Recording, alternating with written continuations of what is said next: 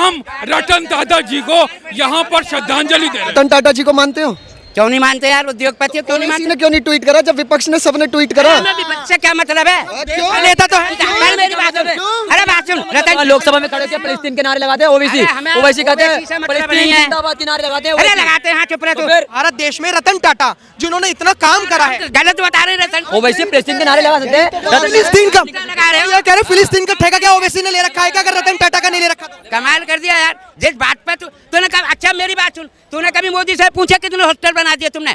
तूने मोदी से पूछा कितने तुमने स्कूल बनवा दिए? मुझे लगा 2-4 दिन के पिछवाड़े में ईरान वाले उसने इजराइल ने गिरा दिया होगा, मुझे लग रहा है। इजराइल वाला तेरा जीजा जो सपोर्ट कर रहा है, फिलिस्तीन को कह रहा है। लेकिन हमारा दोस्त है, हमारा दोस्त है। तुम्हारे जीजा होंगे, तुम्हारे जीजा होंगे, तुम्हारे दामाद होंगे, तुम्हारे दामाद होंगे, तुम्हारे दामाद होंगे, तुम्हारे दामाद होंगे। ये इजराइल वाले तुम्हारे होंगे, मेरे तो नहीं है। इजराइल को इसलिए इजराइल वालों को सपोर्ट क्यों करते हैं पता है? इजराइल वालों को सपोर्ट क्यों करते हैं? जब 1962 में सुन लो, बहस करना आता है। कट्टर में लड़ाई हुई थी, भारत साथ दिया था, भारत का साथ दिया था इंदिरा के टाइम को, नहीं था, नहीं बंटवारा हो जाता। 1962 में 1972 में ये इजराइल ने हमारे जो है भारत का साथ दिया था, पाकिस्तान से लड़ाई।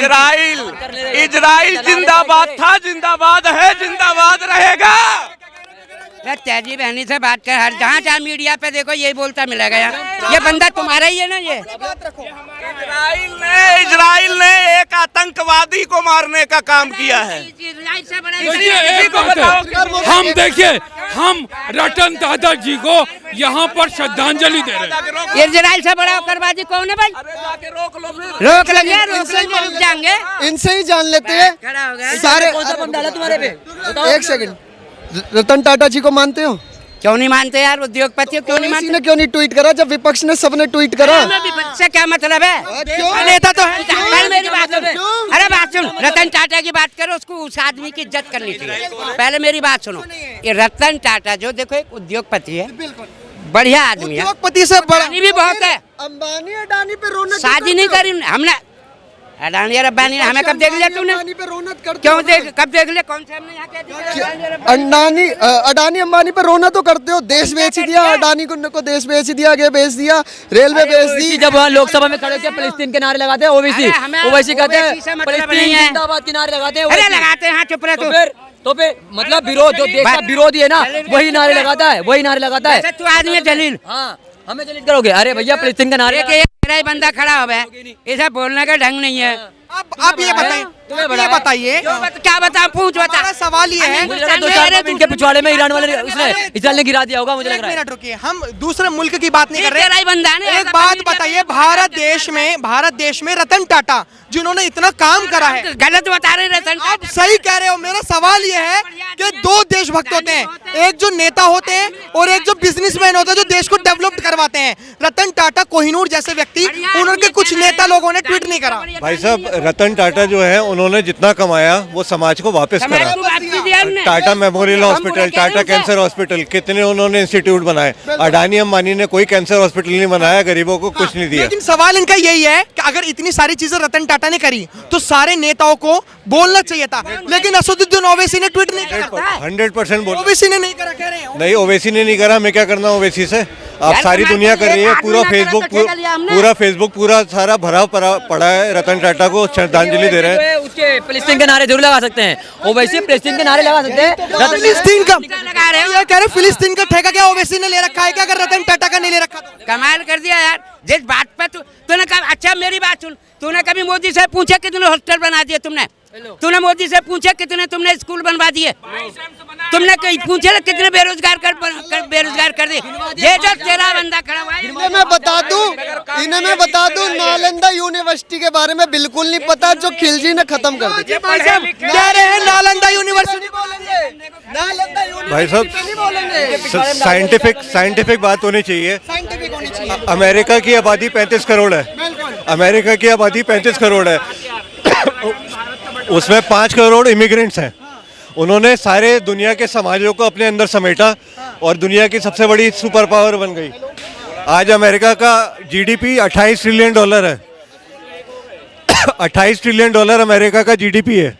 हमारा सपना है 5 ट्रिलियन।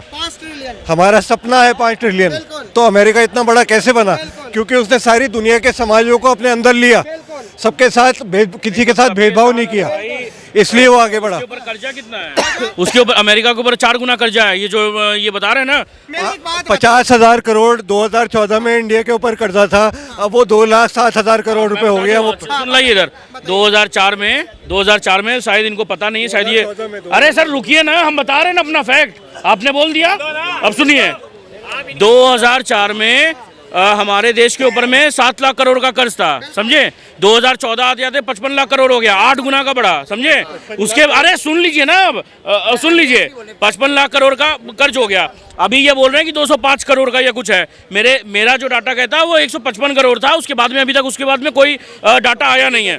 चलिए कितना है? 205 करोड़, 2,05,000 करोड़ रुपए का कर्जा है भारत देश में। जो अब हमने ये आरटीआई फाइल करवाई और बीजेपी से पूछने की कोशिश करी तो उसने ये कहा कि जो पहले 50,000 करोड़ का कर्जा था वो कर्जा था, 55,000 करोड़ रुपए का, 55 लाख करोड़ का जो कर्जा था वो कर्जा था। लेकिन आज 2,05,000 करोड़ का, ये 55 लाख वो इन्वेस्टमेंट है। पहले जो था ना ये भैया पप्पू यूनिवर्सिटी नहीं है, ये व्हाट्सएप, समझे। और दूसरी चीज़ मैं बताता हूँ आपको, जो एक्सटर्नल डेब्ट टू जीडीपी रेशियो होता है, कांग्रेस के टाइम में 23.2 थी, अभी एक्सटर्नल डेब्ट टू जीडीपी रेशियो शायद इनको पता भी नहीं होगा, 18.7 है अभी, समझे। तो हर चीज़ में हम अभी आगे हैं यूपीए सरकार से। और अभी अगर समझ लीजिए कोई भी काम होता है, कंस्ट्रक्शन का काम होता है या कोई भी काम होता है, तो भाई हम ये क्या बोलते हैं, लोन लेंगे ही। और दूसरी चीज़ मैं बताता हूँ, जो हमारे पर में एक्सटर्नल डेब्ट है, जो डेब्ट है, हमारा फॉरेक्स रिजर्व जो था 100 बिलियन से भी कम था 2014 में। अभी हमारा फॉरेक्स रिजर्व जो है वो 706 बिलियन डॉलर है। हम चाहें तो अपना जो ये क्या बोलते हैं जो कर्ज है वो एक फिर डॉलर गिरता क्यों नहीं है? भाई डॉलर देखो, डॉलर क्या है ना कि सिर्फ एक डॉलर का डीवैल्यूएशन और ये जो वैल्यूएशन, जो नेगेटिव वैल्यूएशन सुना है, जैसे अडानी के शेयर्स भागते थे, जैसे आपने सुना होगा। और दूसरा यूरो क्यों नहीं हो रहा है, यूरो के अगेंस्ट में यान क्यों नहीं हो रहा है, दूसरा करेंसी क्यों नहीं हो रहा है, सिर्फ डॉलर की बात कर लो। मतलब डॉलर एक स्थिर है तो मैंने डॉलर की बात करना है। अरे भाई आप सारा करेंसी ये किसने कहा था कि डॉलर 40 रुपए कर देंगे? किसने कहा था ये? देखिए, क्या कहा था नहीं कहा था उससे मैटर नहीं करता। आज हमारा इकोनॉमी ग्रो कर रहा है, आज हमारा इकोनॉमी ग्रो कर रहा है। यही था रतन टाटा। आज मैं ये सवाल करना चाहता हूँ, जिंदाबाद, रतन टाटा जिंदाबाद। देश के लिए बहुत बड़ी भूमिका निभाई है रतन टाटा जी ने। क्या हमारे देश के नेताओं को जो बड़े बड़े जुमले और वादे बताते हैं, लोगों को देते हैं कि हम देश में ये कर देंगे वो कर देंगे, वो बिना राजनीति में आए हुए बिजनेसमैन होने के बाद उन्होंने देश में ये भूमिका निभाई। तो क्या प्रत्येक राजनीतिक दल को, प्रत्येक कार्यकर्ता से लेकर पदाधिकारी को, क्या उनको ट्वीट श्रद्धांजलि नहीं देनी चाहिए? बिल्कुल देनी चाहिए। तो ओवैसी ने क्यों नहीं दी? अब वो वैसी कहाँ का है भाई, इंडिया का है कि पाकिस्तान का, मुझे तो यही नहीं पता। भाई साहब ने भी एक बात बोली थी कि आप जो है व्हाट्सएप के यूनिवर्सिटी के वो छाप जो भी बोला उन्होंने। एक बात बोलना चाहता हूँ आपको, आप बोल रहे हो कि पहले इतना करोड़ था, उतना करोड़ था, अब ज्यादा हो गया है ना। जो काम करता है ना, उसे काम करने की वजह से जो हमने उधारी ले रखी है, तो जब देश में काम हुआ है तभी तो हमारा जो है ये बड़ा हुआ है। समझ में बात? सेंट्रल विस्टा प्रोजेक्ट 20,000 करोड़ का है। सर 5 चीजें आती हैं, इंडिया गेट आता है, पार्लियामेंट आता है। मैं सेंट्रल विस्टा प्रोजेक्ट से मैं एग्री नहीं करता। क्यों एग्री नहीं करते? आप बताइए, सेंट्रल विस्टा प्रोजेक्ट तो इतना अच्छा है, 5 चीजें आ रही हैं। 20,000 करोड़ का प्रोजेक्ट है, वो सिर्फ ब्यूरोक्रेट्स के और पॉलिटिशियंस के रहने के लिए। एक बात बताइए, हम देश में स्वतंत्र हुए हैं, स्वतंत्र का अगर संधि विच्छेद करोगे तो खुद का तंत्र। हम पार्लियामेंट भी अंग्रेजों का यूज कर रहे हैं। अगर सेंट्रल विस्टा प्रोजेक्ट से अगर हमारा न्यू पार्लियामेंट बनता है तो उसमें क्या दुख है? अगर इंडिया गेट में कर्तव्य पद ये बनता है तो क्या दुख है? ऑलरेडी नया बन चुका है, जिसमें ऑलरेडी संगोल का वो हमने किया था।